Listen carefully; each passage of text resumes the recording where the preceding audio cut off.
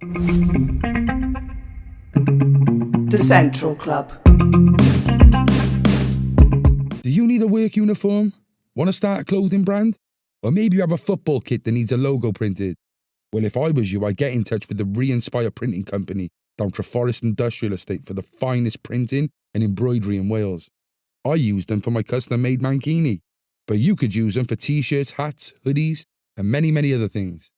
Do you need a new whip? Is your jalopy letting you down? Well, if I was you, I'd get in touch with Ryan Scott Motor Group down on Bessemer Road, Cardiff, for some of the best deals around. Our sponsors promises their customers free delivery, finance arranged, part exchange accepted, and no buyer or admin fees. It also includes HPI and category clear, and all vehicles are warranted. Again, Ryan Scott Motor Group. Get in touch. What's going on, people? Welcome to the Central Club. This episode is brought to you by Re-Inspire Printing and Ryan Scott Motor Group. If you haven't already, make sure you hit that like button, subscribe to the club, and while you're at it, hit the bell for future content. If you're a regular viewer here at the Central Club, then you'll know it was only a few weeks ago we covered the Cardiff Five who were wrongfully accused of the murder of Lynette White. This was one of the biggest miscarriages of justice here in the UK. Unfortunately, it isn't just on our home soil where the abuse of power ruins lives. Today we have another horrific account of injustice and a reminder of not knowing what's round the corner and how unpredictable life can be. This man was a prosthetics technician in the Middle East who was tied up in something I can only describe as being a nightmare. This man was brutally tortured and forced into giving false confessions to 3 car bombings, branding him a terrorist. We're very grateful to have him here today to share his version of events. It's Mr. James Lee, or AKA Jimmy the Leg.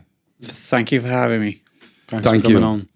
I really appreciate it. It took a while then. It took a while then to get started, but we got there eventually. James, it's nice to meet you. Thank you for coming down. I heard of your story.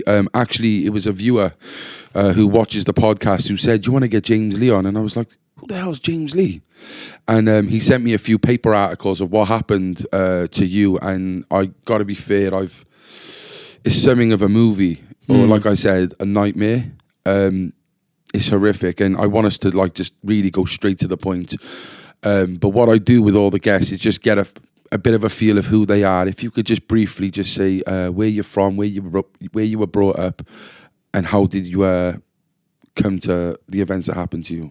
Yeah, I'm from Dinas Powys, born and bred. I live in Penarth now. I work for a prosthetic company, Rookwood Hospital. Before that, I worked for Dacey Orthopedics, which I now work for.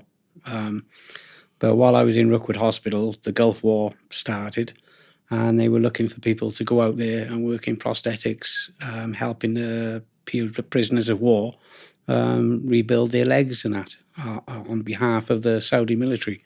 So I jumped at the opportunity, and I went out for the Gulf War, just at the end of the Gulf War. How old were you at that time? I was in my 30s. Okay. And it was, for me, it was an exciting time to go abroad, use my profession to help people. When I got out there, I was working on POW camps around the country, but based in Riyadh. And for a couple of years then, we were doing prisoners of war with their arms and legs, which I found fascinating. You know, it was a really helpful skill base for me. Plus, I was helping people. And then after the Gulf War finished and the POWs returned home to Iraq, we carried on working for the military, or I did, with the military personnel, Saudi military personnel. What was Riyadh like? What was the sort of environment? Well, Riyadh was a fantastic city, and it still is. You know, the shopping centres, the malls, it's all like 5-star elaborate, with your gold souks and shops. Just normal fantastic. everyday life, just lovely sunshine. Fantastic place to work. The people, the culture, brilliant, absolutely brilliant. And I had that for 10 years with no problems whatsoever. Yeah. For the people who don't know about obviously the Gulf War and stuff, what was the year it started, and when did you go over? It was 1991 when it started. I'm pretty sure of that, and I went over at the end of 91. While it was coming to the to the closure of the war, and that's when we had most of our prisoners of war by then. needing limbs, and that's. And there was no problems at the time with terrorist attacks and stuff like that? No, nothing at all, because there were so many Americans and British soldiers over there, all sort of intermingling with the Muslim culture and everything, and everybody was getting on brilliant, fine. Yeah. Yeah. What was it like then? Initially getting the call, did you search the job yourself, or was you called up to get this job? Like, because I searched from the job Rookwood myself, Hospital yeah. to Saudi Arabia is like. Yeah, I saw it advertised because I've always wanted to work abroad, and every now and again I would look at papers advertising jobs abroad, and this job came up, and I applied for it. I didn't think I would get it. Is that what appealed to you? Is it being abroad? Being abroad, working abroad. Okay. I've always wanted to do that. Yeah, and how obviously being a part of the where you're already working just sort of fitted the bill for you. Like. Yeah, absolutely. Because I wanted to meet different cultures, different lifestyles, and I've always been fascinated by that and got on with everybody. What was you? What were you as a type of a person? What type of person was you? Was you a social person? Was you very kept to yourself? No, very social. With all the different cultures, plus my own culture, and just had a thriving time out there. And I met a lot of brilliant people. But you met your wife out there, didn't you? I met my wife out there, yeah. Yeah. And now we're happily married, and the unfortunate events brought us closer in a big way. And she sort of made my life. So when you met your wife, she was working at that. She was working in the military hospital as a nurse. Yeah. And I was working as a technician. So your paths would cross in work. Is that how you kind of met? Not really. It was really some of the bars we used to drink in, some of the illegal bars, I admit that. Right. And that's where you met people, you met different nurses and whatever, and that's where I met my wife. And that was it, we hit it off. Do you know when you say illegal bars, do you mean because they don't really accept drinking, so alcohol over there? It's banned, and if you get caught, you know you're going to get deported. So you had to drink in private, is that? In private, in your own compound, your own villa.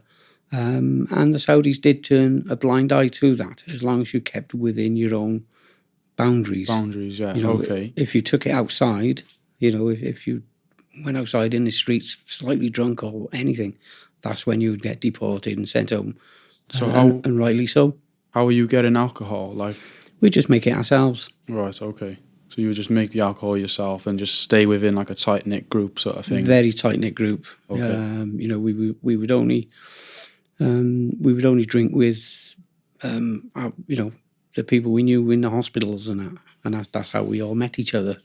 We'd met each other. We'd meet engineers or technicians of other sorts. So the authorities, you say they turned a blind eye. They knew you were there. Oh, 100%. They knew your names. Like you were a known. Didn't know our names, but they just knew that certain compounds, most British compounds, would have their own little bar somewhere. Right. How would you make the alcohol if they're not selling alcohol? We just make it using huge. Yeah, non-alcoholic alcohol we would buy, and then we would add water and yeast and give it a couple of weeks, and it would turn into alcohol, turn into beer. So it's simply done, but everybody does it. Yeah. So I heard a rumor that you actually named your local boozer. Yeah, when I opened a bar myself, for the expats, I called it the Legs Arms, because I made artificial arms and legs. I just thought it'd be a catchy name. The Legs Arms. Making booze, no? Yeah. Would you get in trouble more for making the booze, not just drink? You're not just drinking alcohol now. You're making it, and you're like kind of like selling, not selling it, but you're distributing it. You'd get in more the trouble with that. If you actually owned a bar and you were selling it, you'd get a few months sentence and deported. If you were found just being drunk, the Saudis used to just deport you. On the next plane, you were gone. But I knew the risks, and I knew it was illegal. And if I got caught, then so be it. See you later, like type of thing. Yeah, see you later. But I knew what I was doing was illegal. But so was everybody else. Yeah. So how long after the Gulf War was you having? How long was it like of you enjoying yourself there, just working before the events took place of what happened? 10 years. So you was there for a while. Yeah, good 10 years, really good life. And the authorities, the government, you really enjoyed living there at the time, obviously. Yeah, everything was fine. I mean, you had your religious police who used to harass the women, a fair bit, but they learned how to sort of stay away from them and avoid them. But that was the only ever problem with authorities was the military police, but they tended to pick on females. Yeah. So would the westernised women have to cover up as well whilst they work, when they're in public? Yeah, in public, had to cover up. What about in work then? In work, no. No, okay. It's crazy, isn't it? Well, it's just a totally different world. It's still, it's to them, it's the way of life, isn't it? But But you accept that as an expatriate working there. You're on their terms. You accept the law and you accept what's expected of you is to respect them. So if you do get drunk, you make sure you do it in your own house, your own flat, and you stay there. Exactly. You don't take it to their culture and rub their nose in it. Yeah, you got to respect their boundaries. You have to respect them. 100%. So when did the bombings start and the Islamist group started moving in? When did that start? It was a bit confusing because I was arrested in 2001 in April. So it was a good 6 months before that when these bombings started, because they started arresting some of our friends who we used to drink with. So you're like, Steve has been nicked. And it was like, well, this is crazy. They're friends of ours, working in hospitals or engineering, and, they're just nice guys. They wouldn't do this. And are they getting sentenced for things, or are they getting released? They appeared on TV admitting to these bombings, and we thought it was ridiculous. They're not doing them bombings. We know they wasn't, and we were convinced they were being tortured to confess to these. So you knew they were innocent men? Yeah.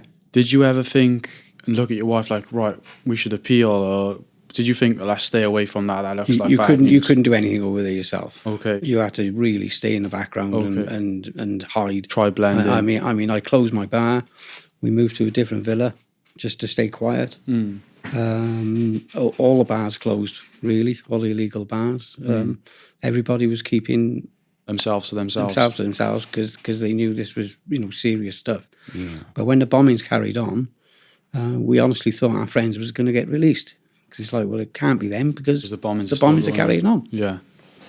What led to your arrest then?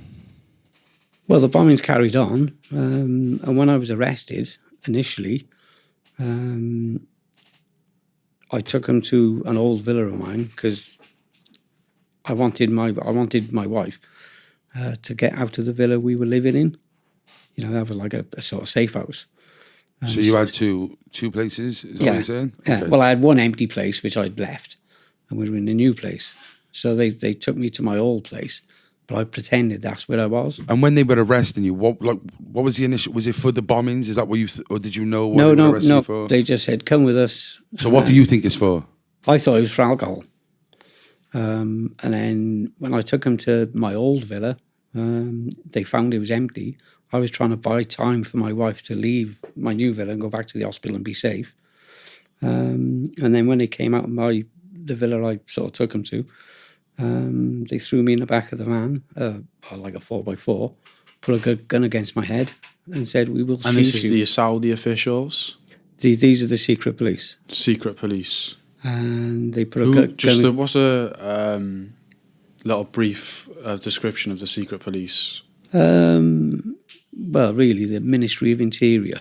That's the official name. Okay. But they put a gun against my head and said, "Take us to where you live, otherwise we will shoot you." Right. So I had to take them, because I did shit myself. Well, yeah, anyone with a gun to head would bloody shit themselves. So I took them to where we lived. Yeah. Unfortunately, Gillian hadn't left the villa. So what's the purpose of you trying to get her out of there? Are you not allowed to be in a relationship with this woman? Not allowed, no, because we weren't married at the time. So I wanted her out of the equation. But as soon as they found her, that was it.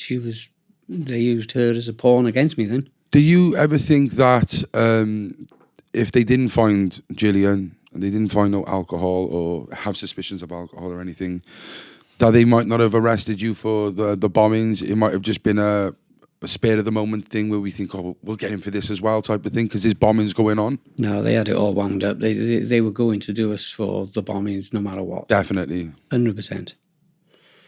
Why do you think they targeted you, though? Because we were in the same group. The first people they arrested, because we were all friends. And Your we all, name we was, all, we all was drank. associated with... They gave up our names and we gave up other names. As you would. And by the time all these names were given up by all of us, they arrested everyone. Yeah, it's like a... And then they basically pieced together how we knew each other and how we organised these bombings together. Which was completely made up. They would basically dictate sentence by sentence who was supplying the bombs, who was controlling us, who was ordering us. And this is where it came down to then the British government. And then they accused us of being MI6 operatives, which was absolutely ridiculous. So they pulled just a fake story out of the hat. Massive. Was there any chance of you fleeing Saudi when you found out about the friends being arrested? Well, we didn't think it'd come down to that. No. We honestly thought that they were going to be released and everything would go back to normal once they found... because they're innocent. Once they found the real bombers, we were convinced that they would find a group of people, who did commit these bombings. Did you feel scared when the bombings were so close to you? Like, you must have felt nervous. We were very, very nervous, and everybody kept themselves to themselves. But when it came down to my arrest, they didn't arrest me. They didn't specifically say why they were arresting me. They took me to this place where they do all the tortures, which I didn't know at the time. And they sat me down and they told me to make a statement of what I've done wrong. So I made a statement that I had a bar, I made alcohol, I was living illegally with my girlfriend. And I said, these are the crimes I've done, right? And I admit to them all. If I go to jail for this, fine, I admit it. There's the truth. And they basically tore it up in front of me, just like that, ripped it all up and said, we don't want to know about that. And I said, well, that's what I've done. So you must have been confused. And they said, tell us about the bombings you were involved in. And that's when my heart sank. That's when I knew that, that's when I knew the shit would hit the fan. Because I knew I was being totally set up. And I knew that whatever happened to my friends before, and we knew they were being tortured, that was going to happen to me. In the news, before you were arrested, like, what were you hearing? So you'd hear, like, someone had been arrested and they'd been sentenced to death, or... Well, the sentences hadn't come out then, but they were on television admitting to these crimes and admitting to bombings. And when we saw that, it was like, that's ridiculous. There's no way these guys would admit to doing something like that when we know they didn't, unless they were tortured. Yeah. And I knew then, as soon as they said that, about me admitting to bombings, I knew that I was going to be tortured, and I knew that I was going to appear on TV saying that I'd committed these crimes, and I knew that my family and friends would see all this.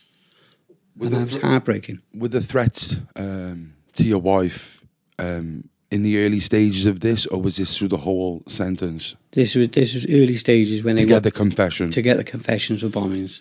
And I read that there was not just you who was arrested. Did you know others were arrested at the same time? No. No? Okay. I knew the guys who were arrested before. Before, but not the ones... After that then, we just wasn't allowed any contact. Solitary. It was totally solitary for over 2 years. And you obviously was tortured yourself. Yeah. I think it was for 7 days intensely, was it? And then... Well, it was light deprivation. So the lights were on full blast. So you didn't know whether it was day or night? Didn't have a clue. Just not allowed to sleep. Night. Yeah. I mean, I could say several days. It could have been more or less. We just don't know. It's mad. Could you, could you talk through like a bit of like some of the things they'd done to you? They caned my hands. At one stage, they put me up against the wall, upside down, with my shackles on and everything, and started caning the back of my legs. I collapsed a couple of times, just fainted, collapsed with, I don't know, nerves, pain, whatever. And then that's when they threatened, Gillian, my wife. And as soon as they threatened her, I said, I'll sign anything. Leave her alone. I'll do anything you want. Were you on your own going through this? Yeah. Yeah. We were. The embassy came and saw us once the confessions were done. They weren't allowed to come in and see us. Once they were allowed to come in and see us, they were only allowed to come in when the two torturers were there in the room, and we weren't allowed to say anything to them. It's like a domestic relationship, you know, when like there's like secret hand gestures now in there for like people who get abused. Yeah. Because If if you're with the abuser, you're not going to say I'm being abused. I used to do that with Gillian. She was allowed to hold my hand when she was allowed to visit after the confessions, and every now and again I would squeeze her hand. Okay, help me. In relation to the torture and that, and she knew then. It's like must be so hard, like trying to tell someone something telepathically. Yeah. She knows, don't she? She knows. Yeah, but we did have that connection where she knew what was going on. I mean, she could see that with my weight loss. I lost half my body weight. The pictures. In weeks. I mean, looking at the pictures, you were a totally different person. Like it was just. When we were all released, it was like a scene out of one of these Jewish Holocaust camps. Yeah. When we returned back to Heathrow, all of us we looked like we just come out of a camp. Mm. So in the time then, you got no legal help. You got nothing. Do you know? What you from the confession? Did you know yourself what they had in store for you if you admitted to these bombings? Because obviously, in places like that, like you get like beheadings and sentenced to beheadings and stuff. Yeah, we did. Did you have any idea of what would happen if you admitted to these bombings? When we went to court, it was all done in Arabic. We didn't have a clue what was going on in the courtroom. Nothing. Don't understand no Arabic? No. Well, the rude words. So they give you paper and it'd be Arabic, no English. Yeah, we just had to keep signing paper. It wasn't until months after we found out that we were sentenced to 18 years each imprisonment, and two of the guys were sentenced to death. But we didn't know any of that at the time. So would you know when you signed it, you said when they started threatening your wife or whatever, you thought, I'll just sign whatever. Yeah. What were they doing to your wife? Like, what was that situation? They were just keeping an eye on her. Okay. They were making sure they knew exactly where she was. She wasn't allowed out of the country. So your wife, in a way, was kind of being governed and controlled. Oh, yeah. She's scared? Oh, yeah. I mean, it was months before I got released. It was months when she finally went home. She had to, otherwise she would have died over there. She was malnourished. Any physical abuse from Saudi officials? Or? Well, this is it. We just never know. I mean, Gillian's never opened up fully to that. Okay. Do you think she's hiding things? Yeah. Like to protect hasn't them? Opened up fully situation. Yeah. Yeah.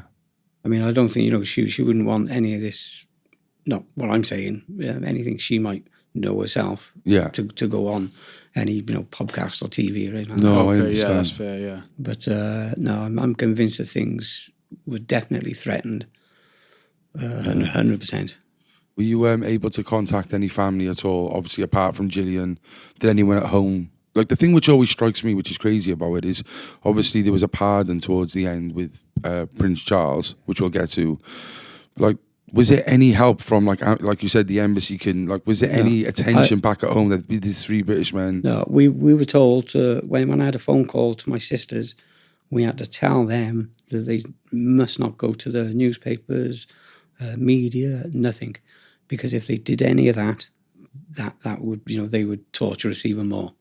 So basically, our families, through us, were told to keep stum, keep quiet. From the people, how many people in total tortured you? Was it like shifts of people, or was it like no? There was two or three you remember? No, two main guys. So you remember them by face? Oh, 100%.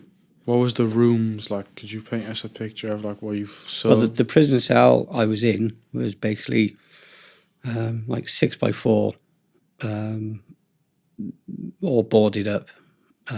Brick walls? Brick walls, steel door. You were shackled. The first sort of few weeks, and there was nothing on the floor. It was just concrete. So you were sleeping on the floor of concrete? That's it. And then eventually you got given a very thin bit of mattress. And later on a blanket. They would tend to give you bits. Feed you. They drip feed you things as your confession went on. Because every time, so it's like an incentive of every time you wrote a statement, they would say, right, tell us how you received these bonds. Tell us how you done this. Tell us how you did that. And you had to write it down because there was nothing, you couldn't write anything because you didn't do it. So they'd stand behind you and say, right, write this, And write that, and pick, yeah. And every time you did it, you'd confess to one bombings. And it's like, right, that's it, it's over. Sign it, done. And then a couple of nights later, you'd have the clanking of the worst part. You was in your cell, and you could hear the guards coming up the corridor, and they'd have the chains in their hands, and they'd be rattling the chains. Would they take you out of the cell to torture you? Yeah. And then they'd take you to another room. You're all blindfolded, or shackled, handcuffed, blindfolded. They'd take you to another room, like an office type room with a desk. Interrogation room. And then they'd say, right, tell us about the second bombing. And it was like, well, no, I've already said about one bombing. Well, we want you to do another one. And that happened 3 times. Wow. Because they just wanted to keep going on and on and on and on. Yeah. And at one stage, my wife was with a reporter in Riyadh, secretly, undercover, and she went past the prison I was in, and the reporter who did the story, and I can't think of his name, said... From Saudi? No, British reporter. He went undercover and said, how can these men be committing these bombings when James Lee's behind them walls? The bombings are obviously still going on. Yeah, they still carried on. Didn't they ever think, right, we want to actually get the real criminals? I think they eventually did, but it sounds like they had a massive, massive purge on just arresting everybody, including Saudis. So do you reckon there was corruption? The Islamist group kind of run it? Or? It was all kinds. I mean, eventually they must have got the guys who'd done it, because we heard about raids on compounds and Al-Qaeda and all the rest of it. But even though they might have got the real people, they still didn't want to admit that we had nothing to do with it. Well, this was pre-9/11, wasn't it? So Yeah. it's not even like it's out there. The war on terrorism, Al-Qaeda, the Taliban, that weren't really spoken about at this time. So you could probably easily slip under. Yeah. Because we knew nothing about 9/11 until we were called up to the office, and the interrogators threw the newspapers in front of us, and they were all laughing and joking about it, saying, look what we've done. Shut up. And of course, we're looking at it, it's like, well, what have you done? We didn't understand. And it's like, we've done this. And they were just all laughing and Proud joking. of it. They were proud of it. Do you think they just wanted, because it was a lot of British people who were arrested over the years for the bombs. Do you think it was a target in the West? They were definitely targeting Westerners, but they accused us of targeting Westerners, and we're Westerners, which makes no sense. Because it was like British people who were bombed, killed in some of these bombs, wasn't it? And then one suggestion was that it's all about booze wars. That, The booze wars. Yeah, we were attacking each other because somebody had a bar doing well and somebody had a bar not doing so well. It's Oh like, my god! Don't be ridiculous. We're all friends. Can you? backwards, I isn't know. I know the name Jimmy the Leg comes from over in Saudi. What did the Saudis say to you when they arrested you? Well, when they arrested me and they found my tattoo, because I got a tattoo of the leg here, which I had done when I first went out there for a laugh. They looked at the tattoo and pointed at me and said, so you're Jimmy the Leg. And it's like, what do you mean? Say, we finally caught you, Jimmy the Leg. Frankie Four Fingers, like. And I'm like, The butcher. I make legs, that's it. Crazy. And, they even made comments about SAS coming in on helicopters to rescue us. And it's like, who do you think we are? I'm just a technician making arms and legs. Yeah, you seem like a very chilled person, very loving person, Yeah. by the sounds of it. Like, is that true? Is that what you was before, like growing up? Are you just never in trouble, or? Never in trouble. I just got on with life, enjoyed everyone's company. I know someone's I've never actually had a physical fight in my life. and you're being fitted for a bomb. I've never punched somebody. Mm-hmm. So how long into the sentence was it until it gained international attention? We didn't know. We didn't know until we got back. So looking back at it now, then when was it? Like, obviously Prince Charles and stuff came in for an appeal, and they pardoned you, didn't they? So you haven't been found innocent. No. So, going back, did you ask Gillian and stuff? How long have you been trying to get me out? How long does everyone know about this? Was it straight after, or was it as soon as they found out you was pardoned? Well, a lot of the families wanted to create hell, basically, to get us released and all the rest of it. But they were told by us and authorities not to say anything to the press, otherwise you could cause big problems for them in jail. Well, so all the families clammed up. Yeah. Also, as well, isn't there got to be some motives between the Saudis and the British? There's a lot of money going between them countries, isn't there? Yeah, They don't want to upset. Like, No. there's got to be politics involved in Oh, this. massive is politics. massive as well. I mean, there was a big connection with Guantanamo Bay. That a lot of Saudis got released from Guantanamo Bay, and as soon as they got released, that's when we got pardoned. It sounds like Swap. it's a lot of. It was a swap. It sounds like Gitmo to me, where you was anyway, the way you was treated. It was like a hostage situation at the end of the day. we'll let yours go when you let ours go, type of thing. Yeah. Did you ever speak to Prince Charles? No. No. Could you talk us through how you was released and them days? Well, before? we didn't believe it because they pretended to release us about a month before we were released, and they said, "Come with us, you're being released." And we sort of packed up our things, what we had, went through a couple of doors, and then they said, "Sucker, you're not going anywhere." What? So, yeah. A month. So we thought we were getting released, and then they said, "No, you're not," and they put us back in the prison cells, and it's like, well, you can't believe them. So when it finally happened, we were driven in the back of a van to the airport, but we didn't know that because the van was all blackened up. We could have just been going round and round in circles. Really? That's so strange. Yeah, They're just it was. carrying on playing mind games with And you. it wasn't until we got to the airport we started feeling that this could be real. And then when we actually got on the plane, there was a lot of RAF staff on there who got Terry Waite out. And Right. they've done a lot of hostage situations. Wow, it was like a literal Passover, Yeah. like of. And they passed us over to them, and they had nurses, psychiatrists, and everybody on board Helping. the plane to help us. What was going through your mind when you was in that van going to the airport? Did you even because they've messed about with you? I thought They I could was kill going- you. Yeah, I thought I was just going back to a prison cell. Yeah. I thought they were just taking us out for a ride again. And Wow.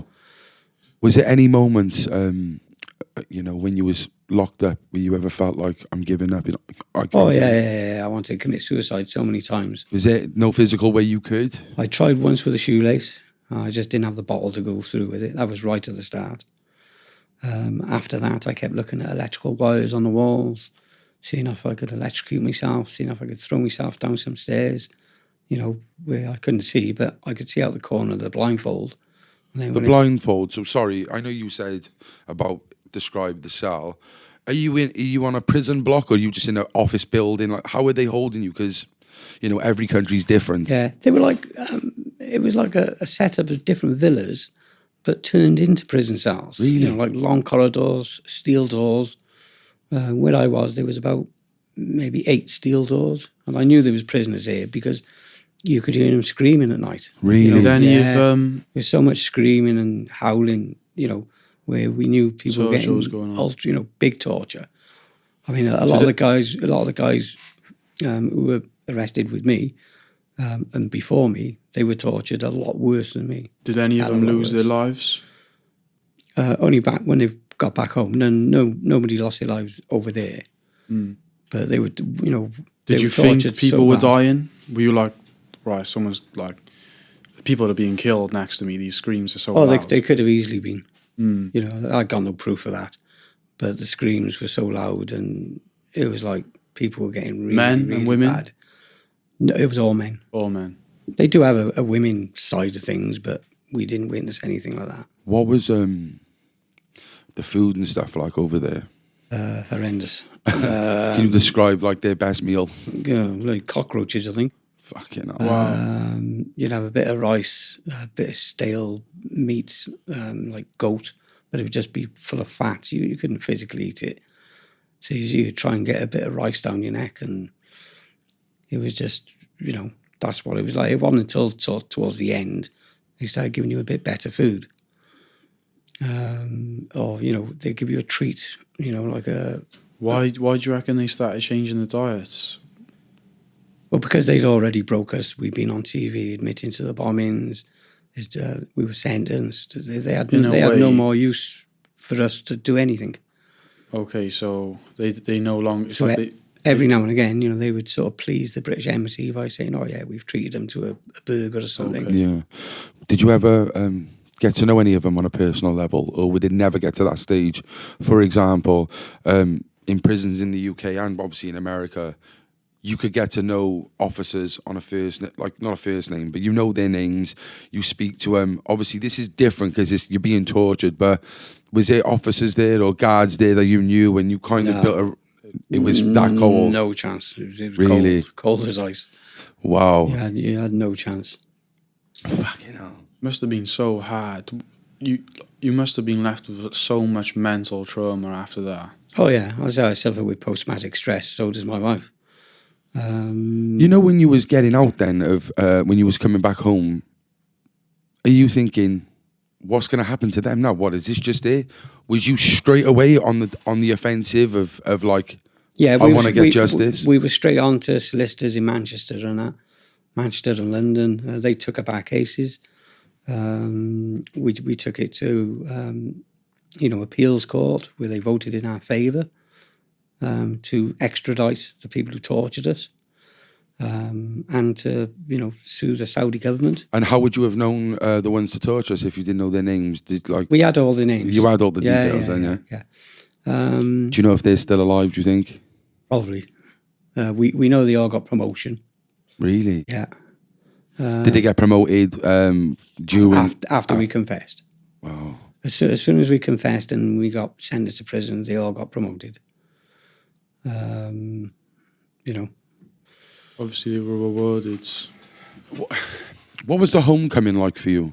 Did you have like any attention? Because this seems like something the British government want to keep under wraps. Yeah, we were all picked up by the British government anti-terrorist police. Every one of us had a separate car with separate anti-terrorist police in them to drive us anywhere we wanted. I went to Manchester. Straight away? Straight away. I didn't come back home because I wanted to be with Gillian. So I stayed with her. She's from up there? From Manchester. Okay. I stayed in her parents' house. But before that, we were in a hotel with the anti-terrorist police where they bought us drinks because they knew we were innocent. They said, look, we know what you've been through. We know you're innocent. Here's a bottle of wine on us. Have whatever you want. Fucking hell. Were you suffering with anxiety that after? I just didn't know what to do after that. It was all numb. I remember the first day in Manchester when I was with her parents, Gillian took me to town because I had no clothes. I had nothing. I had a pair of trackies, I think, and a T-shirt. That was it. She took me into town shopping to buy me, new clothes and everything. And halfway through, I had to stop because my feet were bleeding because I hadn't walked for so long. All my feet were bleeding. I had to sit down, take off my shoes and that, and there was just blood everywhere. So adapting back to the real world, normality, was very tough. Yeah. I mean, there was a lot of press trying to get hold of us at the time. You couldn't even catch a breath. Like. No. So, we ended up doing press releases after that. So all the ones on there are literally from when you just got out? Yeah. And nothing ever since, really? No. How does that make you feel? Disappointed that nobody's really taken it up. And it's every time I see the news about Saudi Arabia, not the people, not the race or anything like that, but the actual government. It's rotten. In bed with the British government and the American government all the time, and contracts and billions of dollars. And I'm like, these people are wrong. These people torture people. And they're the ones who are supposed to have signed the Human Rights Charter. But they don't follow it. But our governments tend to blind eye all that because of money. And that's what I find disgusting. Yeah, it is, isn't it? You hold a lot of anger and frustration towards it. Yeah. Do you reckon you'll ever be able to not forgive, but like come at peace with what's happened in your situation? No, you can never be at peace with it. No. I think what strikes me, which is sad, really. Sorry. It's okay. Do you want a drink? Yeah. So it's just honestly, it's heartbreaking. I think what strikes me, which is sad, and like we said, we had the Cardiff 5 on. They were actually, acquitted.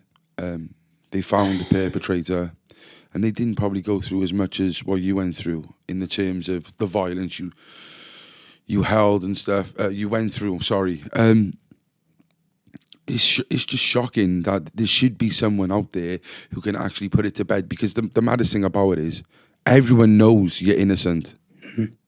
Everyone knows, so why can't they just sign a piece of paper or get some sort of justice? Justice was prevailed in other cases. There's no closure with you at all. No. It's too big politically and money-wise with governments. It's just too big. Why bother with us? You're just collateral damage to a bigger purpose. Yeah.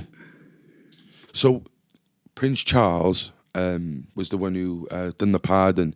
You didn't speak to Prince Charles, or you spoke to Jack Straw, am I right? Straw, yeah. How was he? He was sympathetic. Just done his job, obviously. But every time we said, look, can you do anything for us? As in, I was homeless, basically, and, didn't have anything. And he said he couldn't do anything because he can't get involved with local authorities. So are you meaning to tell me that the only way you could have got like some compensation or something from this is if they find someone guilty, or is if it has to go to court, you have to be innocent to get some sort? Because I believe like you should be still entitled to something. Yeah. But I just can't see it happening. Ever. Did you lose any credibility in your field at all? No. I never thought that, to be honest. I thought I'd ask it, but... I went straight back to work again. Back to Rookwoods? No, Daisy Orthopedics. Okay. That's where I first started off. And I went straight back there again. I had my full credit, my full technical experience. And like I say, I knew everybody there.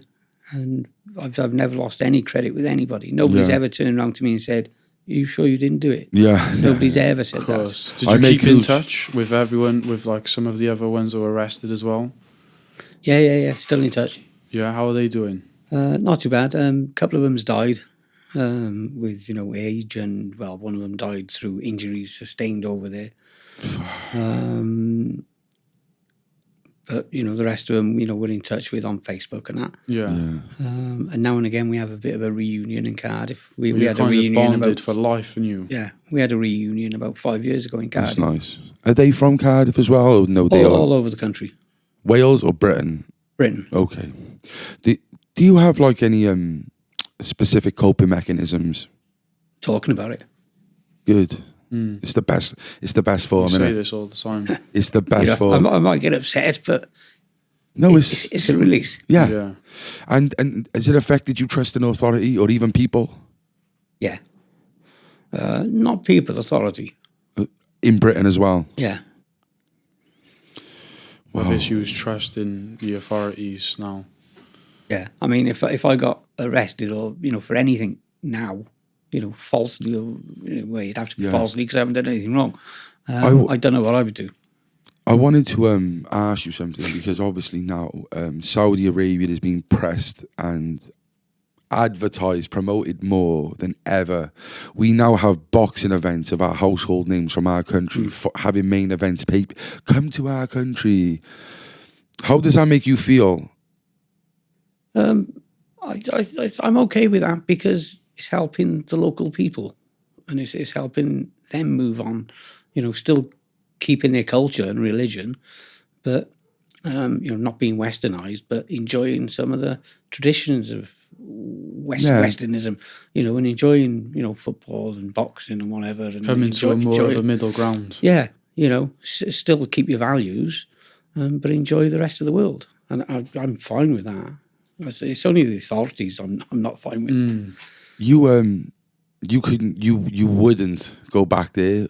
You couldn't go back there, I'm assuming. Do you ever worry like you might get a call out, or you could get arrested again type of thing if you're not claimed as innocent?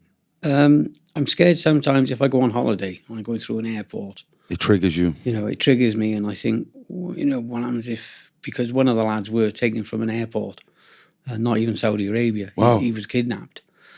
By Saudi secret police? Yeah. Wow. He was offered a job in Dubai. He went to Dubai, and before he got off the plane, they took him off a plane, put him in a van and drove him over the border, because the Saudis got a Gulf law that anyone wanted in any of these countries The Saudi, can be yeah. deported from, you know, Dubai, Turkey, whatever.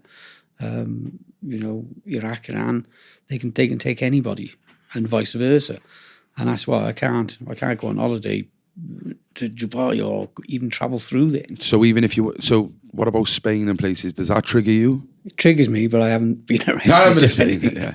Do you find with your PTSD, do any other things trigger you? It triggers me sometimes when I see, and it's no offence to Muslims whatsoever, but if I see a Thoban Gutra and a bearded man, that reminds me of the torturers, not the people, Really? the torturers. And it's like, that'll frighten me a bit. But it's nothing against that person. It must be so difficult. It's just a picture of the torturers. How do you deal with it? I walk away. You know, I'd never confront anybody or have a go at anybody. Yeah. Because I do respect their religion and them as a people. But Yeah. I just try and stay away from triggers like that. Does work trigger you at all? Going back to work as well, because obviously he was prosthetics as well, what he was doing, and No, I love my work. I love getting stuck in. Getting stuck into work takes me mind off everything. You know, so if it wasn't for work, you know, I might have been in trouble when I first got back. yeah. Did you find yourself going that way, like as a bitter person type of thing? If you didn't work, you easily sway off. Yeah, I mean, I've seen it with some of the other guys who were arrested, who are still to this day very bitter and very opinionated, which that's their right, you know, 100%. Yeah.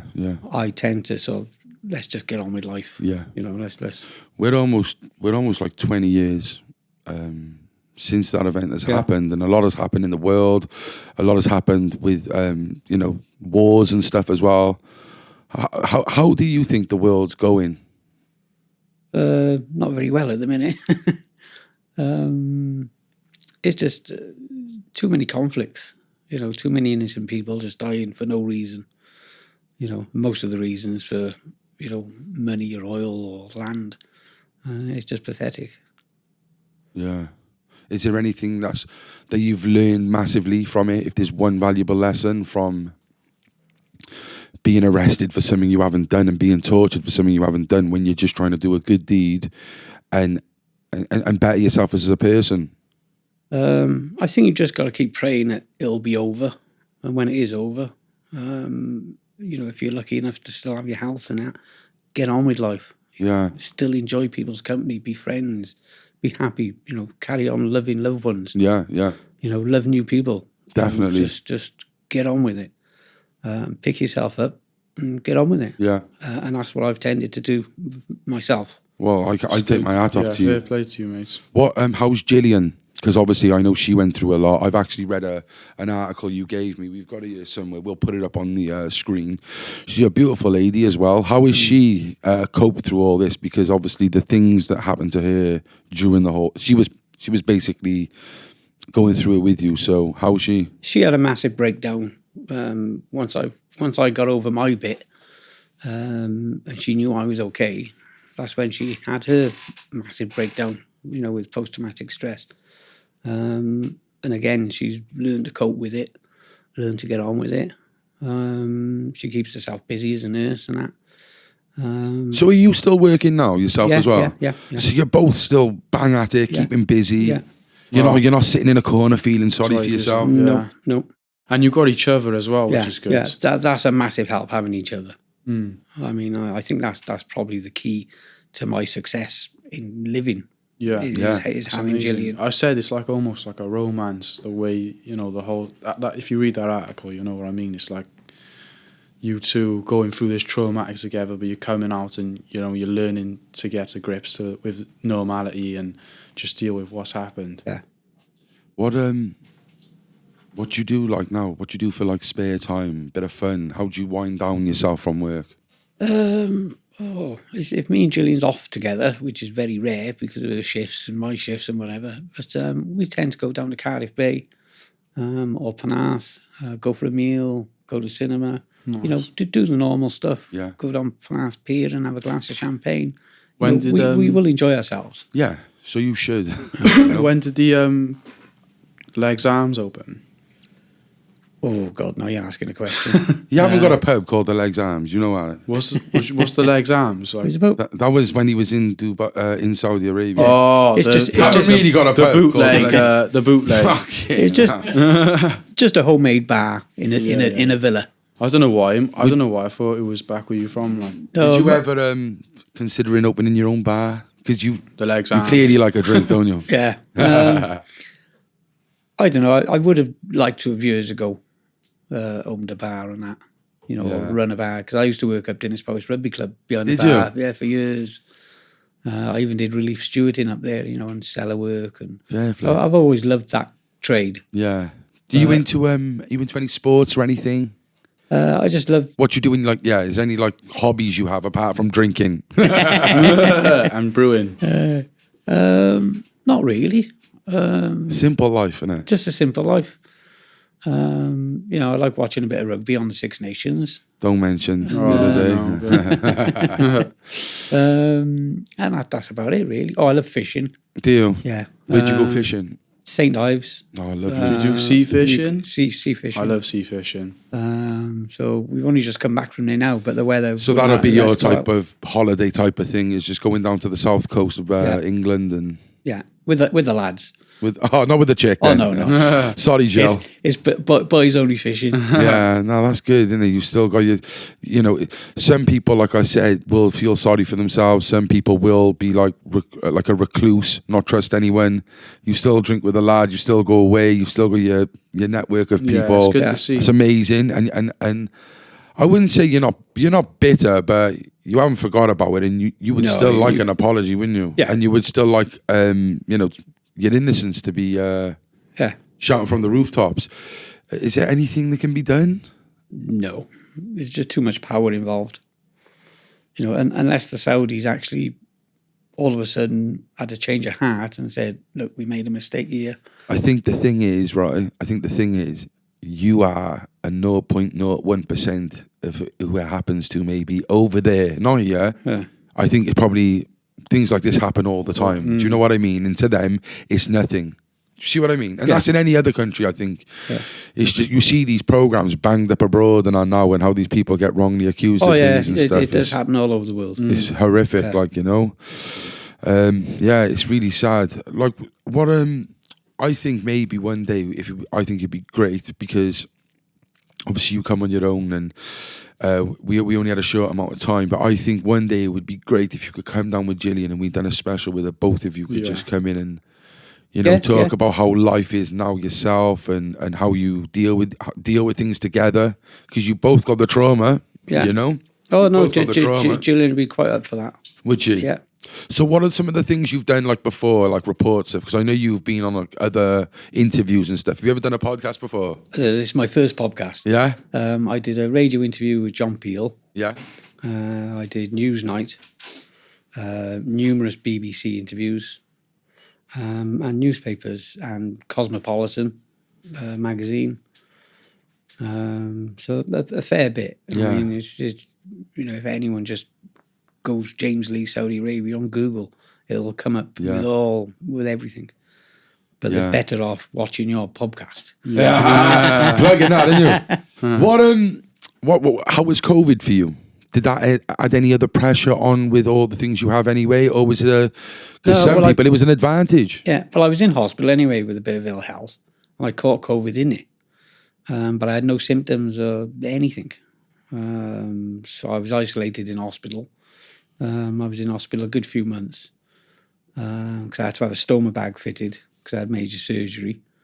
Again, get on with life. You know? Yeah. Okay. I've got like, I didn't know if I was going to do it, but I'm going to do it. We do a little what you rathers with people, just with our guests. I just want to do these what you rathers with yourself, and then if you want to leave any positive messages for anyone down the camera, happy days. So if you could explore one of these, would it be deep sea or deep space? Deep space. Deep space. Are you a mild or a spice? Mild. Are you a flat earther or a round earther? Round earth. I thought he was going to say, what the hell's that? This one's what I just thought of. Did you rather making arms or legs? That's a good one. Can I say both? You can say both if you want. Yeah, arms and legs. Just Would on you that. rather lose an arm or lose a leg? Leg. but below knee. Below knee, yeah. Just to get the prosthetic on, like. just to go with touch on that. As a job, is it really technical to do these things like build arms and legs? Well, I'm not going to tell you it's easy, am I? Yeah, that's to make yourself look easier. Fair enough. Just know this. It costs an arm and a leg to do it. And then, if you could have two superpowers, one for yourself and one for humanity, what would they be? Flying and being human.